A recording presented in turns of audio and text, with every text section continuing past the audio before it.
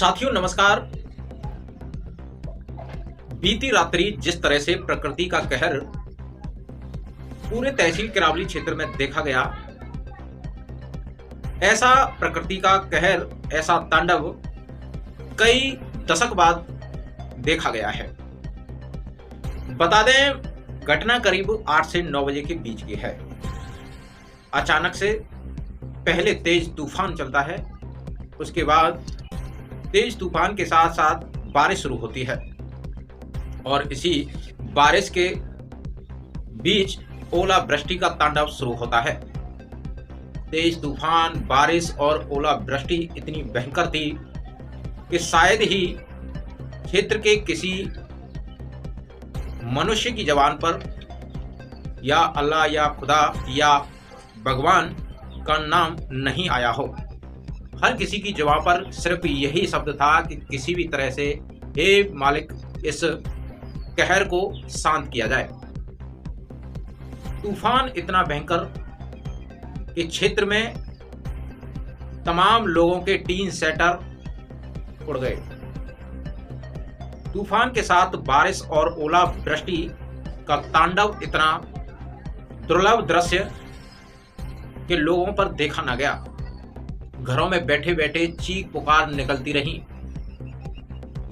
और उस परम शक्ति को याद करते हुए इस मंजर को जल्द से जल्द शांत करने की प्रार्थना की गई।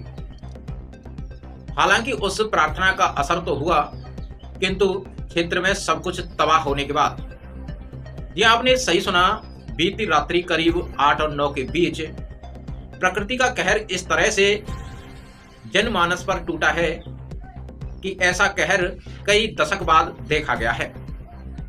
बता दें, विधानसभा फतेहपुर सीकरी क्षेत्र में तेज तूफान, आंधी और ओलावृष्टि ने जनमानस का कलेजा दहला दिया।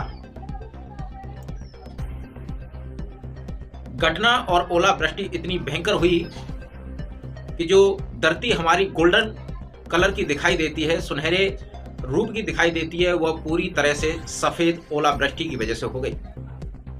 तेज तूफान और बारिश के साथ हुई इस ओलावृष्टि ने क्षेत्र में हजारों की संख्या में पेड़ पौधों को चरमराकर तोड़ दिया, उखाड़ दिया। वहीं हजारों लाखों की संख्या में पशु पक्षी, जीव जंतु इस कहर में बेमौत मारे गए, उनकी दर्दनाक मौत हो गई। अगर बात करें जनमानस की, तो फतेहपुर सीकरी के मई बुजुर्ग में, ओलेंडा ग्राम पंचायत में, ग्राम पंचायत सिकरौदा में, दूरा में, दौलताबाद में, फतेहपुर सीकरी कस्बा में इत्यादि जगहों से हमें सूचना मिली और तस्वीरें भी हमें प्राप्त हुई हैं। वहाँ किसी की छत टूट गई, तो किसी का टीन सेटर उड़ गया, तो कहीं उनके छप्पर उड़ गए, तो कहीं किसी की दीवार टूट गई, जिसमें कई लोग घायल भी हुए और वहीं सामाजिक लोगों द्वारा उन घायलों को स्वास्थ्य केंद्र उपचार हेतु ले जाया भी गया। अगर बात करें अब इस भयंकर आपदा से, क्या शासन प्रशासन जिस तरह से किसानों की प्रकृति की आपदा की वजह से यह दुर्गति हुई है, कुछ किसानों की सरसों की फसल खेतों में ही पड़ी है, तो वहीं अगर बात करें आज की डेट की, तो अब गेहूं की कटाई बड़ी तेजी से चल रही है और गेहूं कटने के बाद खेतों में ही पड़ा हुआ है। किसान सूखने का इंतजार कर रहा है। ऐसे में बीती रात्रि जिस तरह से ओलावृष्टि हुई, उस हिसाब से गेहूं का जो नुकसान हुआ है, किसानों का जो नुकसान हुआ है, उसका आकलन बड़ा दुर्लभ नजर आ रहा है। अगर बात करें ऐसे में शासन प्रशासन किसानों को क्या मुहैया कराएगा? कई संभ्रांत लोगों ने, सामाजिक लोगों ने हमारे पास फोन किया कि पत्रकार साहब, आप इस आवाज को बुलंद करें जिससे कि किसानों को शासन प्रशासन से कुछ मुआवजा मिल सके। मैं सभी दर्शकों से यह पूछना चाहता हूं, क्षेत्र फतेहपुर सीकरी, अछनेरा, किरावली, आगरा देहात की जनता से यह पूछना चाहता हूं कि अगर मुआवजा मिल भी जाएगा तो आपको मिलेगा क्या? ऊंट के मुंह में जीरे के समान आपको मुआवजा प्रशासन द्वारा दे दिया जाएगा।